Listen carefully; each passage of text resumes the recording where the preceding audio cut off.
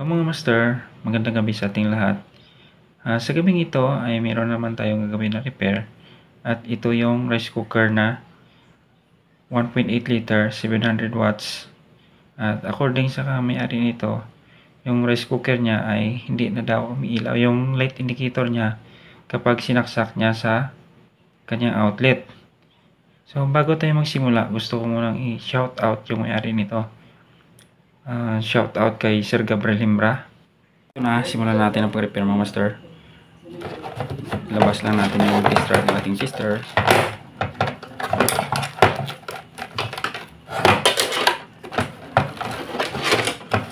Tapos yung rotary knob nya ay ilagay natin sa times 10.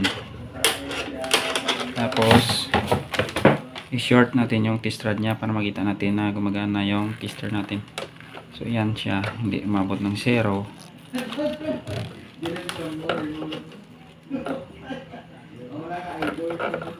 I-adjust lang natin yung tester natin. Umabot siya sa 0.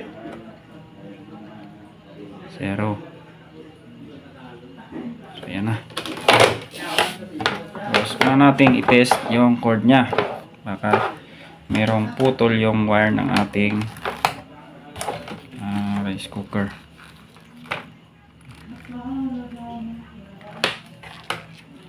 So yan, wala. Lipat natin sa kabila. So yan, gumagana naman. Ito naman siya.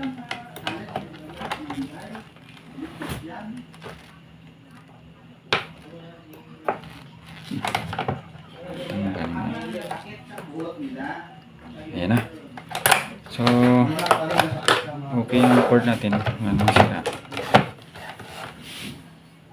So sunod natin gagawin ay buksan natin yung rice cooker para makita natin yung sa loob niya, para makita natin kung merong wire or mga terminals na merong lost connections o baka yung thermostat nya or thermal fuse ay merong sira.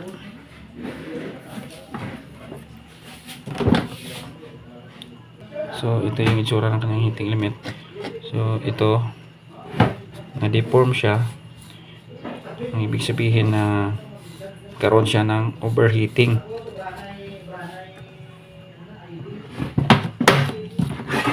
So tarin lang natin yung result. Tapos tanggalin natin yung screw nya. Ito.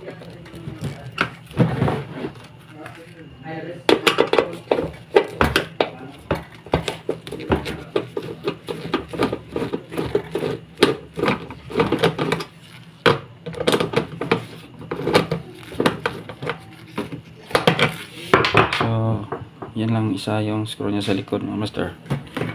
So pero meron siyang dalawang screw sa loob na kailangan natin tanggalin. Ito siya para mabuksan natin.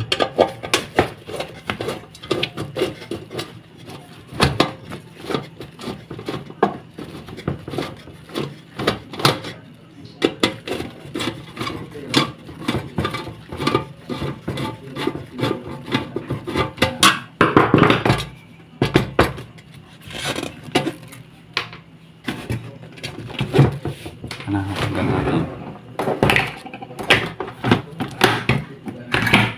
So, balik na.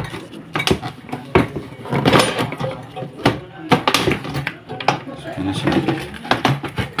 At nabuksan na natin mga master. Ayan. So, una nating i-test ang kanyang heating element. Dito yan. Ma-check natin kung okay pa yung heating element nya. So ito. Ayan, okay pa siya. Tapos sunod natin i-check ang kanyang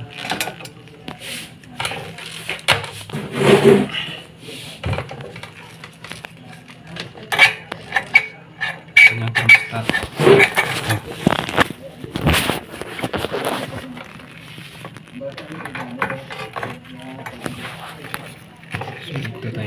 test.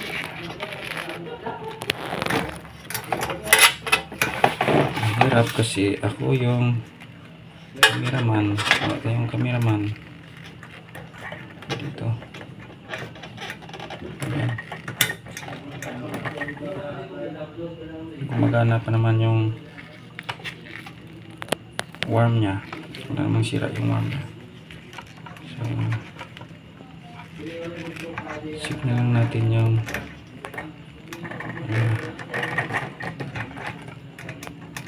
terminal.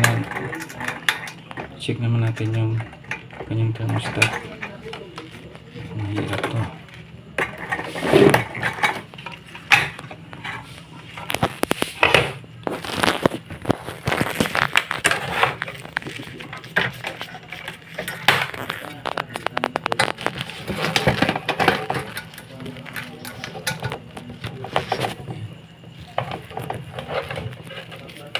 Terus dito.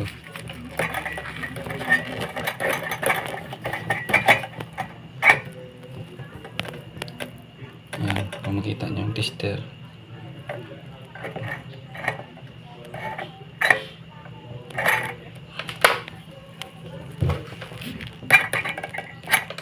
Okay pa naman yung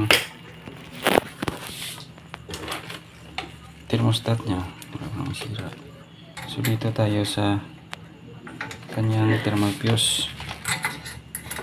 Dito yung master at saka dito.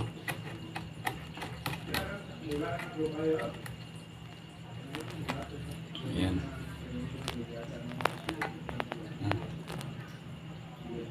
Wala siyang reading ng master. So ibig sabihin yung kanyang thermal fuse ay may sira na. Labas natin yung thermal fuse nya para makita ninyo. So dito yung nakatago sa spaghetti chop. Ayan mga master. Ayan siya.